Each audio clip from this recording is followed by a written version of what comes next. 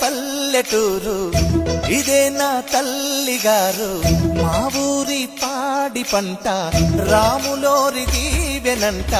తల్లి గోదావరి నీళ్ళు కడిగ సీతమ్మ పాదాలు, ఊరంతా హాయ్ హాయ్ హాయ్. మనసంతా